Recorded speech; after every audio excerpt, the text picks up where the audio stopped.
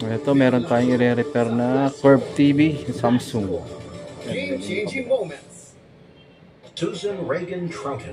Maganda pa yung screen niya, no? Malinaw. Oh, bihira naman magamit. Siguro dahil bihirang magamit. Kaya baka madumi o baka... Oh, sige, bubuksan ko Basta lang. bigla na lang nag-corrupt tapos nag-block na siya. Okay. Sabi na pundi daw yung backlight. Pwede. Ang tagal kasi magpunta nung sa Samsung na technician. Pag-schedule. Busy yun sila. Sige, bubuksan ko na. Ito na nga siya mga kaibigan. Bali 55 inches.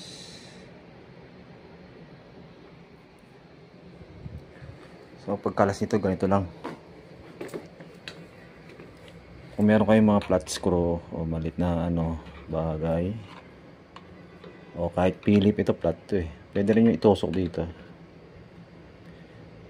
Yan pasok na. Tapos iaangat nyo lang yan. Pag umangat na to ng konti, pwede nyo nang kalangan to. Kahit nga yung toothbrush, pwede na eh. Ito. Kakalang nyo lang dito.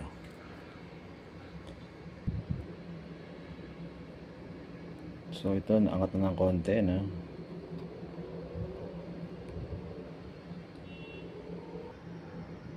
So ito, naangat na siya, no? Pwede nyo nang kalangan to, tapos didiretso nyo lang to ng tulak papunta dun sa dulo. Paikot.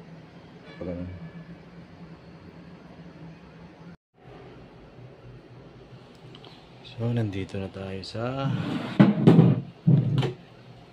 bandang dulo.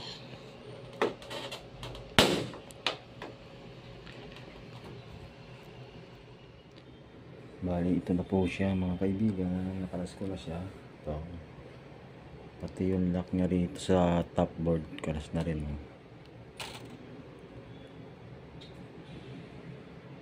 Dito.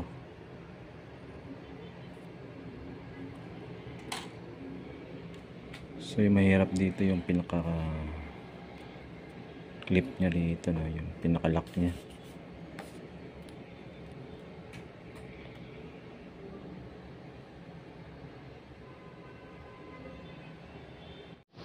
Ito na mga kaibigan, nakalas ko na po yung kanyang backlight, no? Ito. So kung titingnan nyo, mukhang hindi pa naman po hindi pa siya masyadong nangitim. Pero ito talaga yung nasunog. Ito may mga itim na. Ayan. Doon lang ako nahirapan sa frame, panggalin.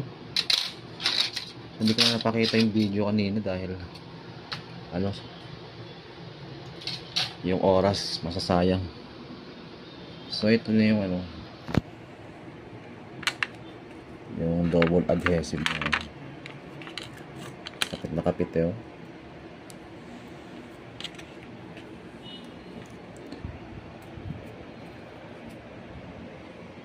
So kailangan tanggalin natin ito mga kaibigan.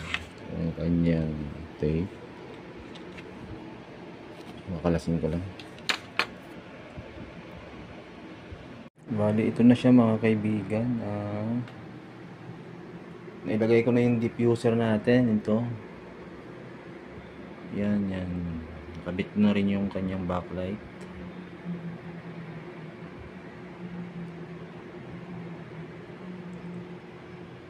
So testing muna natin yung backlight bago natin ikabit yung mga frame saka yung LCD panel. Tingnan natin muna kung gagana siya. Kakabit ko lang tong power supply. A few moments later. Bali ito siya guys. Kinabit ko muna yung power supply, no? At yung ating main board nandito. So ang Samsung pag wala namang main board, ito gagana yung backlight niya. Ngayon testing natin kung gagana. So saksak ko na to. Yun, gumana. So malinaw. Okay, tayo ko lang saglit.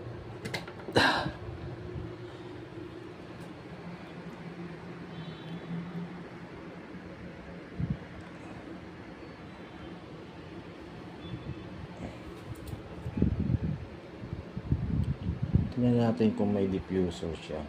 Ito na pala yung diffuser niya, no? Ito naman yung kanyang mga filter pa. So mamaya testing natin ulit pag nakabit natin to.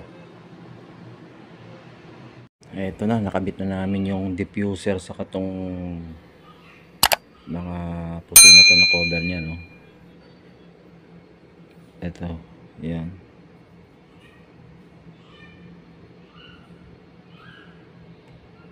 Tingnan natin kung papantay yung liwanag niya.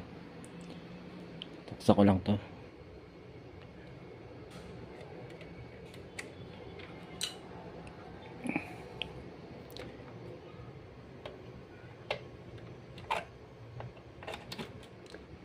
Ayun, pumantay na. So ito yung nasa panel dito banda sa may ano. Pwede na natin i-off. Pantay, no, ma'am?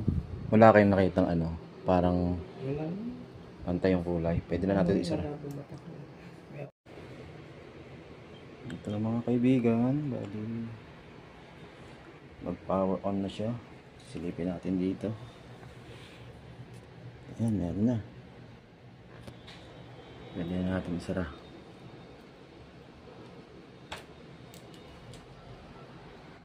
Bali, ito na po mga kaibigan. Na-solve din natin yung problema nito sa backlight, no? Ma'am, pwede po mga hiram yung ano muna, saglit.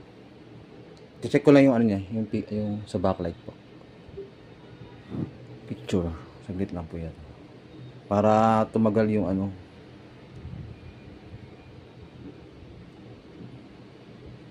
Ako yan. Sa picture. Yun. Picture mode. Yun, dito po tayo. Yan po. Gawin niyo pong ano, ma'am. 30.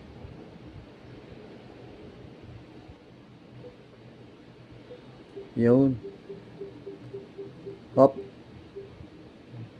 Back po kayo. Yan. Bawi na lang po kayo sa brightness para kung pwede nyo ano, pwede nyo gawing 35 yun. Kung na huwag nyo lang gawing 40 siya.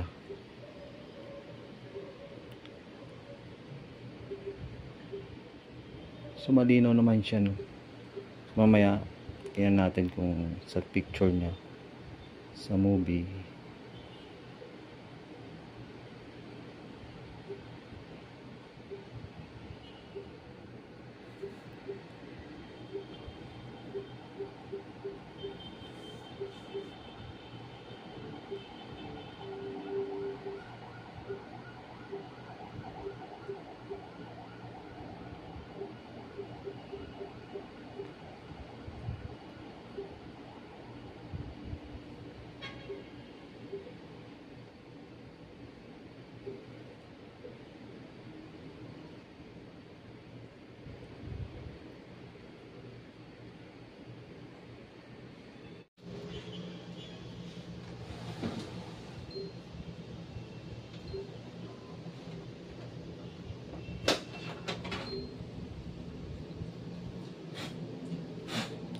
Okay guys, okay na po yung TV ni Madam.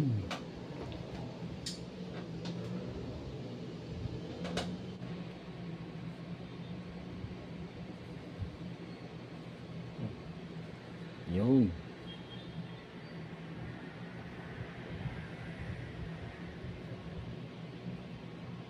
Okay na guys, yung gawa po natin ngayon, no?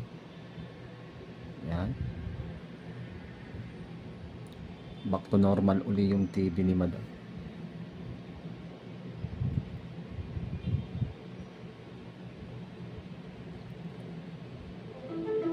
Yun. Alright.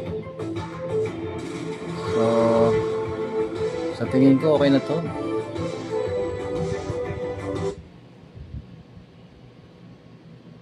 So hanggang dito na lang po yung ating video ngayon, at kung bago ka lang sa aking YouTube channel, huwag kalimutan mag-subscribe at maraming salamat.